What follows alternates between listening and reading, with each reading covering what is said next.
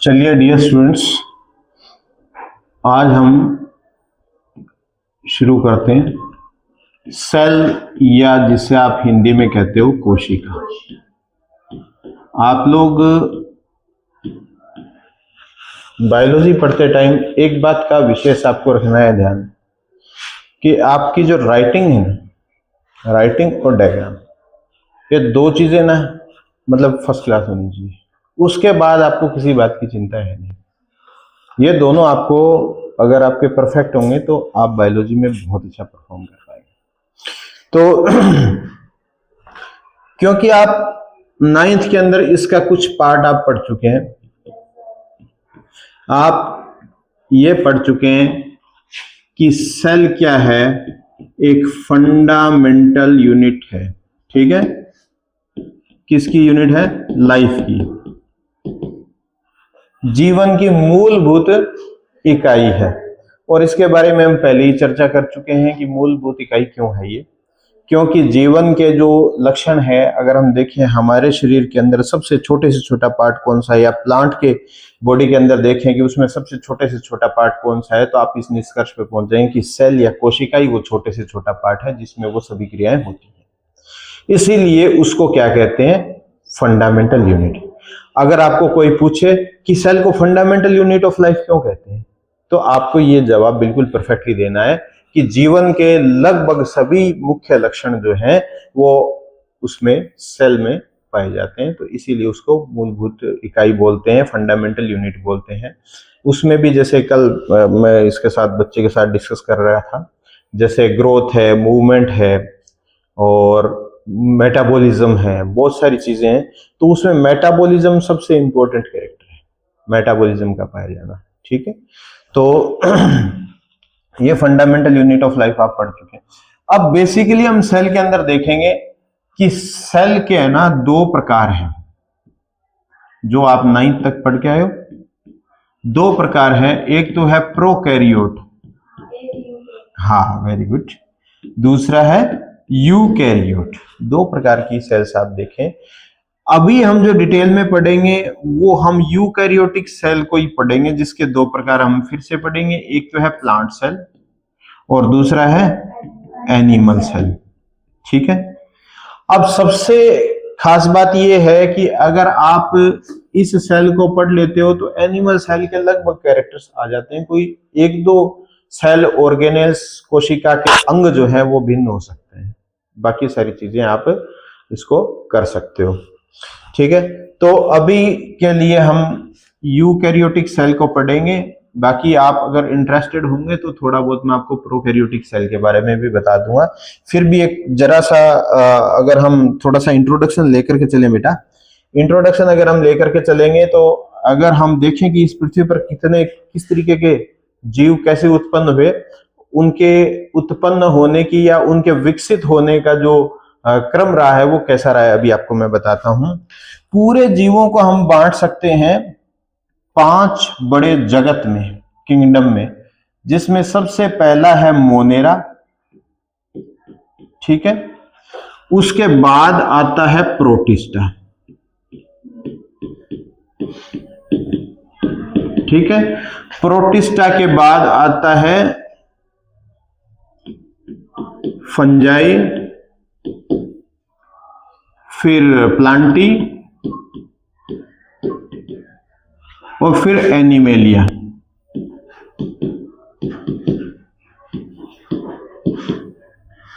ठीक है, ये 5 प्रकार के जीव जो है, सबसे पहले जो पृथ्वी पर जो जीव उत्पन्न हुए ये आप मान सकते हैं कौन है? मोनेरा। और मोनेरा का जो एग्जाम्पल है, सबसे बढ़िया एग्जाम्पल जो है वो बैक्टीरिया, या जिसे आप हिंदी में कहते हैं जीवाणु। ठीक है, वो इसका एग्जाम्पल है। और इसकी कोशिका कैसी होती है? प्रोकैरियोट। ये आपको 9th वाला याद होगा। ठीक है, अब मोनेरा से ही अलग अलग स्वरूप के द्वारा जो निर्मित हुए बने जो प्लांट, वो क्या बने? प्रोटिस्टा।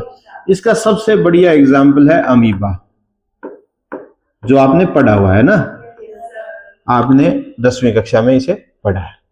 ठीक है। अब जो प्रोटिस्टा ऑनवर्ड्स हैं वो सारे के सारे क्या हो गए, यूकैरियोट्स हैं। यानी अगर आपको पूछा जाए कि भाई सेल के इन टाइप्स का डिस्ट्रीब्यूशन किस प्रकार का है, कि भाई कौन से किंगडम के अंदर कौन से प्रकार की सेल पाई जाती है, तो आपको 5 किंगडम हाइपोथेसिस तो याद रखनी है। सबसे पहले मोनेरा, फिर प्रोटिस्टा, और प्रोटिस्टा से फिर तीनों प्रकार के बनेंगे। ठीक है, तो केवल मोनेरा ही ऐसा है जहां पर आप देखेंगे कि मोनेरा के अंदर ये क्या है, जो प्रोकैरियोटिक सेल है। बाकी सभी में कैसी सेल है, यूकैरियोटिक सेल है। ठीक है, तो ये प्रोकैरियोट का छोटा सा कॉन्सेप्ट आपके समझ में आ गया। अब जो फंजाई, प्लांटी और एनिमेलिया है, ठीक है, जो प्लांट सेल हैं वो पढ़ेंगे तो खास तौर से वो प्लांटी के लगभग प्लांट जो आप सामने देख रहे हैं वो सभी इसी के एग्जांपल्स हैं। ठीक है, एनिमेलिया आप जानते ही हैं, एनिमल्स जितने भी हैं वो सारे इसके एग्जांपल हैं। फंजाई मैं आपको बता देता हूं, फंजाई यीस्ट आपने नाम सुना होगा, वो इसका, या आपने ये तो देखा ही होगा बेटा, ऐसा करके जब बरसात के दिनों के अंदर ये जो छतरी नुमा पौधे लग जाते हैं ना, हाँ, जिसको क्या कहते हैं, खुम्बी, हाँ खुम्बी बोलते हो ना, इसको वैसे मशरूम कहते हैं। ठीक है, तो ये फंजाई का एग्जाम्पल है। प्लांटी में तो आप बहुत सारे प्लांट देखते ही हो। ठीक है, और एनिमल में फिर आप हो ही, ठीक है ना, ये आप हो। ठीक है, तो ये सारे के सारे आपने पांचों के पांचों किंगडम आपने एक बार देख लिए। तो अभी हम जो सेल की स्ट्रक्चर देखने वाले हैं वो प्रोटिस्टा, फंजाई, प्लांटी और एनिमेलिया से संबंधित स्ट्रक्चर होगी, मेनली जो यूकैरियोटिक सेल है। ठीक है, अब हम बात करते हैं कि सेल का जो साइज एंड शेप है, ठीक है, कोशिका का आकार और उसकी आकारिकी कैसी है, ठीक है ना, स्ट्रक्चर कैसी है, वो थोड़ी सी हम बात करेंगे। तो ये जैसा अलग अलग काम होते हैं ना, जैसे अगर हम पौधों के अंदर काम में की बात करें तो कुछ कोशिकाएं तो ऐसी है जो फोटोसिंथेसिस से रिलेटेड है, प्रकाश संश्लेषण से रिलेटेड है, और कुछ सेल्स ऐसी हैं जो वाटर के कंडक्शन से रिलेटेड है, जो पानी को ले जाने के लिए काम की है, कुछ ऐसी है जो भोजन के संवहन के लिए काम आती है। ठीक है, तो बहुत प्रकार के काम होते हैं प्लांट में। अगर एनिमल में देखें तो कहीं पे तो देखिए सेल क्या है कि हमारी स्किन बना रही है, कहीं पे डाइजेशन में हेल्प कर रही है, कहीं पे हो सकता है हम हमारी आंखों से जैसे देख रहे हैं ना तो एक सेंसर की तरह काम भी कर रही है, और कहीं पे हम जब कानों से सुनते हैं तो वहां भी सेंसर की तरह काम कर रही है। तो अलग अलग कार्य करने के लिए सेल्स जो हैं वो स्पेशलाइज्ड हो जाती हैं, विभेदित हो जाती हैं, डिटरमाइंड हो जाती हैं। ठीक है, तो उसके हिसाब से सेल का जो है वो आकार, प्रकार और उसका कार्य अलग हो सकता है, लेकिन हम लेकर के चलेंगे एक टिपिकल सेल। अगर आपको कह दिया जाए कि एनिमल सेल बनानी है तो आप ऐसी सेल बनाएंगे, प्लांट सेल बनानी है तो आप ऐसी सेल बनाएंगे, वो सेल्स हम यहां बनाने का प्रयास करेंगे। ठीक है, तो साइज एंड शेप अलग अलग हो सकता है। न्यूरॉन देखो, न्यूरॉन काफी बड़े हो सकते हैं, आपने तंत्रिका कोशिका पढ़ी है, काफी बड़ी हो सकती है। लेकिन इसी तरीके से कई सेल्स, जैसे अगर आप देखें आरबीसी, ह्यूमन की आरबीसी, रेड ब्लड सेल देखें तो वो काफी छोटी होती है और उसमें न्यूक्लियस भी नहीं होता है। ठीक है, तो ये परिवर्तन आपको सेल टू सेल मिल सकते हैं, लेकिन हम टिपिकल सेल की बात करेंगे। ये बात आपकी 9th क्लास की बुक के अंदर अगर आप देखेंगे तो बहुत प्रकार की सेल बनाई हुई है, न्यूरॉन बनाया हुआ है, एग सेल बनाया हुआ है, स्पर्म सेल बनाई हुई है, बहुत प्रकार की सेल्स बनाई हुई है। ठीक है, तो हम उन चीजों को, प्रत्येक चीज को अलग अलग से ना डील करते हुए हम केवल टिपिकल सेल यानी प्रारूपिक कोशिका को देखेंगे। ठीक है, अगर आप बात कर रहे हैं प्लांट सेल की तो पहले हम प्लांट सेल बनाएंगे बेटा।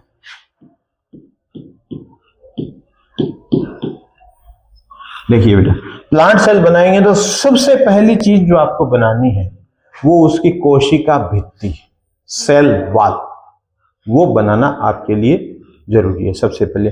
और उसे बनाने का एक तरीका है, वो चीज हम डिस्कस करेंगे।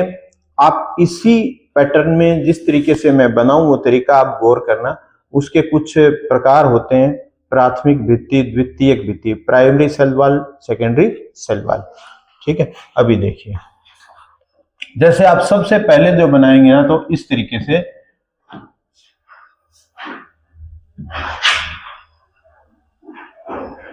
आपको कोशिका का कोई आकार ऐसे बनाने की जरूरत नहीं है कि उसको पंचभुजाकार ही बनाना है, षटभुजाकार बनाना है, मतलब उसको 5 एंगल होने चाहिए या 6 एंगल होने चाहिए, जैसा भी है वो कोई जरूरी नहीं है। आप 3 एंगल में भी बना सकते हैं, 4 एंगल में भी बना सकते हैं, 7 एंगल में भी बना सकते हैं, 8। तो ये एक थोड़ा सा जो है तो आप बड़ा पेज पे बनाइएगा, बनाए ना, थोड़ा सा पूरे फुल पेज पे बनाइएगा, है ना।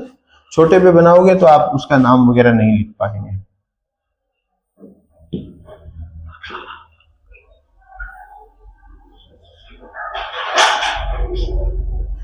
मैं आपके सामने डायग्राम इसलिए बना रहा हूं ताकि आप लोगों को बनाने का तरीका आ जाए, क्योंकि कई लोग ये सोचते हैं कि भाई मैं तो डायग्राम बना ही नहीं सकता, जब मैं बना सकता हूं तो आप भी बना सकते हैं बेटा।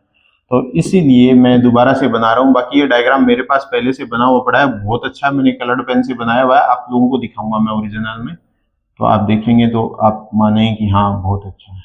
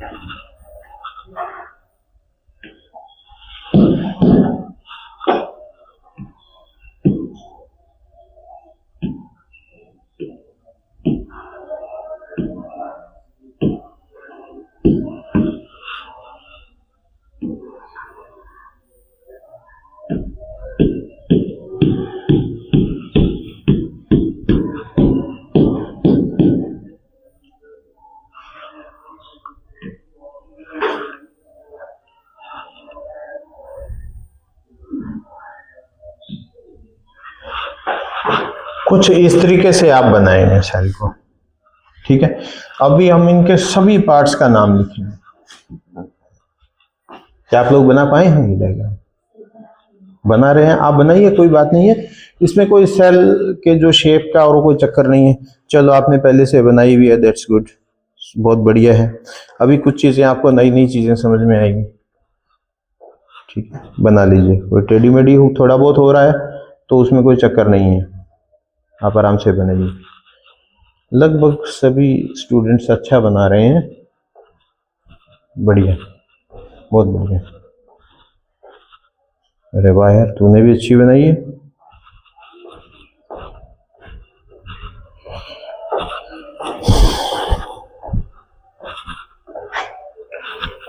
यहाँ पे थोड़ा सा ना कई बार स्पेस का इश्यू रहता है, तो मैं आपको यहाँ नाम लिखूंगा, आपको नोट करा दूंगा हिंदी में, ठीक है। उसके साथ साथ अब ध्यान देना बेटा, मैं नेमिंग जो कर रहा हूं वो ये येलो से कर रहा हूं। देखो बेटा, यहां से हम नेमिंग करना शुरू करते हैं। ये जो आपको दिख रहा है, दिख रहा हूं इसमें आ रहा है ना, ठीक है। ये जो दिख रहा है, जो ब्लैक कलर वाला मैंने बनाया है, ठीक है, ये है सेल प्लेट कह सकते हो,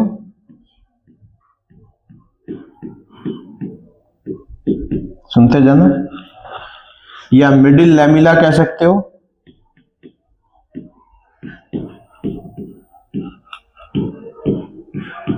और जो हिंदी का नाम है वो बड़ा सुंदर नाम है, वो है मध्य पटलिका, ठीक है। अभी जो आप सोच रहे थे सेल वाली वो आई नहीं है अभी तक, ठीक है। अब उसके बाद आप देखिए ये जो रेड कलर वाला जो मैंने बनाया है पोर्शन, ये क्या है, प्राइमरी सेल वॉल, हिंदी में कहेंगे प्राथमिक कोशिका भित्ति, ठीक है। और उसके बाद ये जो मैंने ग्रीन वाला बनाया है ये है सेकेंडरी सेल वॉल, इसको कहते हैं द्वितीयक कोशिका भित्ति। अच्छा, प्राइमरी और सेकेंडरी दोनों को मिलाकर के ही आप कोशिका भित्ति कहते हो। आपने 9th क्लास तक केवल कोशिका भित्ति पढ़ा है, आपने प्राइमरी, सेकेंडरी और मिडिल लेमिला तीनों को मिलाकर के कोशिका भित्ति ही कहा, ठीक है। आपने तीनों को मिला के सेल वॉल लिखा है, तो आपने नोट कर लिया। चलिए अब देखिए, अब आप यहां क्या गौर कर रहे हैं, अगर आप यहां देखते हैं तो ये एक दूसरी सेल है बेटा यहां पर, ठीक है ना। ये मान लीजिए इसका न्यूक्लियस है,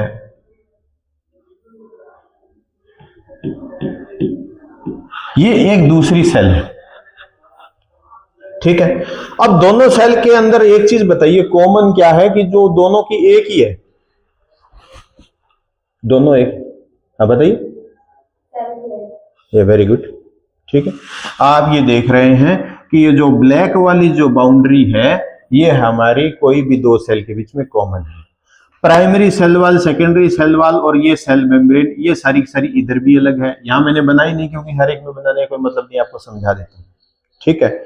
तो जो कोशिकाएं पास पास होती हैं वो कॉमन एक वॉल से शेयर्ड होती हैं, चिपकी हुई रहती है, जिसको हम बोलते हैं सेल प्लेट या मिडिल लेमिला। ये ठीक उसी तरीके की चीज है बच्चे, जैसे कि हम देखते हैं मकान बनाते समय आपके क्या होता है कि ये जो ईंटें हैं ना, ये ईंटें इस तरीके से होती हैं, ठीक है, और बीच बीच में जो सीमेंट है वो इसको सभी को कॉमनली जोड़े रखता है, उसकी कंटिन्यूअस लेयर होती है। इसी कारण से ये जो कोशिकाएं हैं वो एक दूसरे से जुड़ी हुई रहती है। अगर हम कोशिकाओं का उपयोग मतलब अगर हम उसे अलग अलग करने का प्रयास करेंगे, आप हायर क्लासेस में पढ़ेंगे, जब हम कोशिका से एक पूरे उत्तक को, ये तो उत्तक हो गया ना, पूरे उत्तक को जब हम अलग करेंगे, टिश्यू की सेल्स को जो हम अलग करेंगे, तो उसके लिए हमें पैक्टिनेज एंजाइम देना होता है। ये जो सेल प्लेट या मिडिल लेमिला है ये कैल्शियम और मैग्नीशियम पैक्टेट की बनी होती है। तो जैसे ही पैक्टिनेज एंजाइम देंगे ये कोशिकाएं एक दूसरे से अलग अलग हो जाती हैं, और वो बहुत ही इंटरेस्टिंग टॉपिक है, आप हायर क्लासेस में उसे पढ़ेंगे, ठीक है। सेल से कैसे पूरा प्लांट बनाएंगे, एक ही कोशिका से आप लैब में बना सकते हैं, ये बहुत ही मस्त, जिसको आप बायोटेक्नोलॉजी के अंतर्गत आप इसे पढ़ने वाले हैं। चलिए, तो ये कॉमन है। अब अगर जो बच्चे कॉम्पिटिशन्स की तैयारी करते हैं तो वो भी इसमें ध्यान कर लेना बेटा, अगर पूछा जाए कि सबसे कॉमन क्या है, वो सेल प्लेट या मिडिल लेमिला, पहली चीज। अब दूसरी चीज हम बात करते हैं तो क्या है कि हमें सीक्वेंस पूछा जा सकता है, सेल में अंदर से बाहर की ओर क्या सीक्वेंस है। सेल मेम्ब्रेन, ये जो ब्लू वाली है ये सेल मेम्ब्रेन है, उसके बाद जो ग्रीन वाली है वो सेकेंडरी सेल वॉल है, रेड वाली प्राइमरी सेल वॉल है, और ब्लैक वाली क्या है, मिडिल लेमिला। क्लियर आपको, अंदर से बाहर की ओर और बाहर से अंदर की ओर सीक्वेंस भी पूछा जा सकता है कि ये middle lamella, primary cell wall, secondary cell wall और सेल मेम्ब्रेन, ये भी है, ठीक है। तो इस तरीके से अपने दिमाग को खुला रख करके आप जब पढ़ेंगे तो आप कंपटीशंस आपको कुछ नहीं लगेंगे आगे, ठीक है। इस हिसाब से बिल्कुल दिमाग में बिठाते जाइएगा, ठीक है। अभी आपने इतना देखा। अब ये जो ब्लू कलर वाली जो हमने बनाई है अंदर की तरफ, ये जो है ये क्या है, सेल मेम्ब्रेन, कोशिका झिल्ली।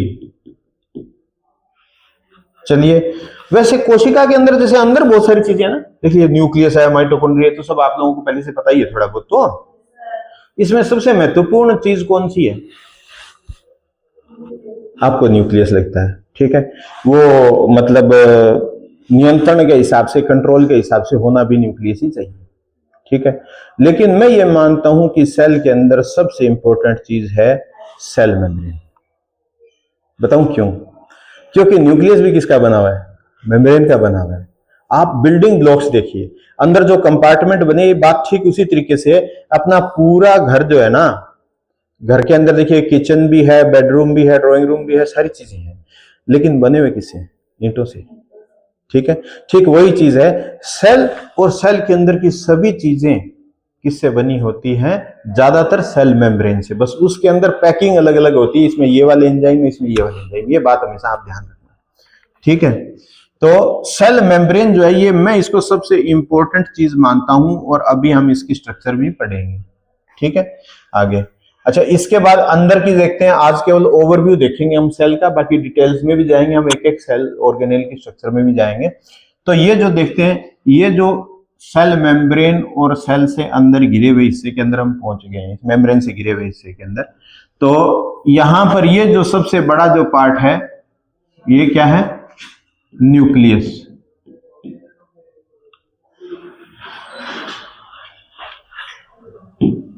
न्यूक्लियस, ठीक है।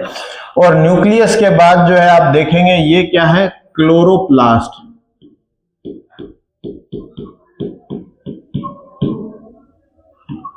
ठीक है, और ये जो वाला पार्ट है, ये क्या है, माइटोकॉन्ड्रिया।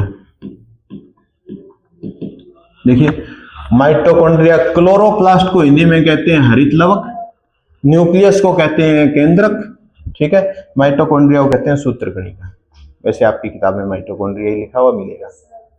ठीक है, अब इन जो तीनों ऑर्गेनेल्स हैं, इनका तीनों का नाम मैंने लिखा है ना, ये जरा इंपॉर्टेंट चीज ऐसे नोट कर लो, ये तीन चीज ऐसी पाई जाती हैं सेल के अंदर जिनके ऊपर मेम्ब्रेन डबल होती है, डबल मेम्ब्रेन की लेयर इनके ऊपर होती है। ठीक है, तो ये भी कंपटीशन का क्वेश्चन बन जाता है, भाई कौन कौन से ऑर्गन सेल के अंदर पाए जाने वाले ऐसे हैं जिनके अंदर मेम्ब्रेन डबल होती है। ठीक है, अब बाकी चीजें और लिखेंगे बेटा। ये है गोल्जी बॉडी, हिंदी में कहते हैं गोल्जी काय। ठीक है, ये है एंडोप्लाज्मिक रेटिकुलम, हिंदी में कहते हैं अंतः प्रद्रवित जालिका। ठीक है, और ये है वैक्यूल, और इसे हिंदी में कहते हैं रिक्तिका। बड़ा सुंदर नाम है। ठीक है, मेरे तो बेटी होती तो उसका नाम ही मैं कोई गोल्जी बॉडी या रिक्तिका रख देता। ठीक है, तो ये, अच्छा, ये जो देख रहे हैं लाइसोसोम। अच्छा देखिए बेटा, लाइसोसोम, ग्लाइऑक्सिसोम और पेरोक्सिसोम, उनके स्ट्रक्चर शेप में कोई डिफरेंस नहीं होता, इनको गोल गोल गोल गोल आप एक जैसे बना सकते हो। ठीक है, हाँ बेटा, ये एंडोप्लाज्मिक रेटिकुलम, अंतः प्रद्रवित जालिका। ठीक है, अब एक को आप लिख सकते हो पेरोक्सिसोम। ठीक है, एक को लिख सकते हो ग्लाइऑक्सिसोम। इनको यही बोला जाता है, हिंदी में लाइसोसोम बोला जाता है, पेरोक्सिसोम बोला जाता है, और ग्लाइऑक्सिसोम बोला जाता है। ये जी है बेटा, थोड़ा टेढ़ा हो गया, ग्लाइऑक्सिसोम। ठीक है, इसके अलावा जो इसमें पाए जाते हैं वो पाए जाते हैं राइबोसोम। ठीक है, इतनी चीज हो गई, ये एक टिपिकल सेल की स्ट्रक्चर होगी। अब अगर आपसे कोई पूछे तो मुझे ऐसा लगता है कि आप बता पाएंगे। हाँ, आप मेरे ख्याल से कंफ्यूज नहीं होंगे। एक बार फिर से इसको हल्का सा रिपीट कर लेते हैं, किसी का नोट करना रह गया हो तो आप देख लें। ये प्लांट सेल है, प्लांट सेल है तो उसमें सेल वॉल पाई जाती है। सेल वॉल हमने देखा 3-4 पार्ट में बंटी हुई है। सबसे बाहर वाला क्या है, मिडिल लैमिला, उसके अंदर क्या है, प्राइमरी सेल वॉल, अंदर सेकेंडरी सेल वॉल, फिर मेम्ब्रेन है। ठीक है, तो मिडिल लैमिला, प्राइमरी और सेकेंडरी ये सेल वॉल के पार्ट है। जो मिडिल लैमिला होती है, दो सेल्स के बीच में कॉमन होती है। ठीक है, ये बात क्लियर है। उसके बाद मेम्ब्रेन और मेम्ब्रेन से बने हुए बाकी सभी पार्ट होते हैं। झिल्ली या कोशिका झिल्ली से बने हुए सभी भाग होते हैं। ठीक है, अंदर जो सबसे बड़ा पार्ट आपको दिखता है वो न्यूक्लियस है, उस पे 2 झिल्लियां हैं, 2 न्यूक्लियर मेम्ब्रेन है। अंदर क्या है, उसमें क्रोमोसोम और न्यूक्लियोलस होगा, उसके बारे में हम डिटेल से पढ़ेंगे। ठीक है, सेकंड चीज जो है वो माइटोकॉन्ड्रिया और क्लोरोप्लास्ट है, ये भी दोनों डबल मेम्ब्रेन से घिरे हुए हैं। क्लोरोप्लास्ट का काम होता है फोटोसिंथेसिस और mitochondria as a powerhouse काम करता है, तो वो मतलब बिजली घर की तरह काम करता है। तो इसे भी देखेंगे, डिटेल से देखेंगे हर एक पार्ट को हम। ठीक है, उसके बाद आप देख रहे हैं एंडोप्लाज्मिक रेटिकुलम, गोल्जी बॉडी, ये दोनों प्रोटीन के संश्लेषण से संबंधित हैं। और फिर आप देख रहे हैं लाइसोसोम, पेरोक्सिसोम और ग्लाइओक्सिसोम, इनके विशेष काम होते हैं। लाइसोसोम को तो आप जानते हैं कि इसे सुसाइडल बैग या आत्मघाती थैली कहते हैं। और क्यों कहते हैं, क्योंकि इसके अंदर इतने लाइटिक एंजाइम्स होते हैं, अगर वो अनकंट्रोल्ड रूप से बाहर आ जाए तो पूरी सेल को डाइजेस्ट कर सकते हैं। लाइसोसोम का काम बहुत है, लाइसोसोम एक जेसीबी की तरह काम करता है सेल के अंदर। ठीक है, क्योंकि जो कोई भी अगर खराब हो जाता है, मान लीजिए कोई भी ऑर्गन, ये मानिए कि माइटोकॉन्ड्रिया में गड़बड़ आ गई, तो लाइसोसोम इसके पास आता है और अपने एंजाइम इसमें छोड़ देता है, तो इसको डिसमेंटल कर देता है। भाई जैसे मेम्ब्रेन है, मेम्ब्रेन के लिपिड अलग कर दिए, फिर बाकी प्रोटीन्स अलग कर दिए, इन सब प्रोटीन्स और लिपिड्स का उपयोग दूसरे माइटोकॉन्ड्रिया को या अन्य सेल ऑर्गेनेल को बनाने में काम आ जाता है। देखिए कितना बढ़िया मैकेनिज्म है नेचर का। ठीक है, तो अब आगे आप देखते हैं वैक्यूल। वैक्यूल थोड़ा बहुत स्टोरेज का काम करता है या वाटर स्टोर किए रखता है। ठीक है, और इस तरीके से ये बाकी आ गए राइबोसोम्स, ये जो है वो प्रोटीन के संश्लेषण में, प्रोटीन सिंथेसिस में काम आते हैं। इनको हम डिटेल से आगे देखेंगे। अब अगर संभव हुआ तो कल मैं अगर आपको लेकर के आया कोई लेकर के आऊंगा ऐसा कोई लीफ जिसमें आपको ढंग से दिखा सकूं। ये जो अंदर है ना, ये क्या है, साइटोप्लाज्म है, सेल मेम्ब्रेन और इससे घिरा हुआ भाग पूरा का पूरा ये। ठीक है, ये अगर इसी में ही वाटर होता है, अगर इससे वाटर बाहर आ जाए तो ये एक जगह पिचक जाता है, उस कंडीशन को बोलते हैं प्लाज्मोलाइसिस। ये हम देखने का प्रयास करेंगे आगे। तो यहां तक अगर इस बिल्कुल टिपिकल सेल के डायग्राम में किसी को कोई दिक्कत है तो बेटा पूछिए। ठीक है, हिंदी अंग्रेजी कोई समस्या नहीं, कोई समस्या नहीं है। ठीक है, चलिए आज इतना ही करेंगे, बाकी आप लोगों से डिस्कशन करेंगे इसमें।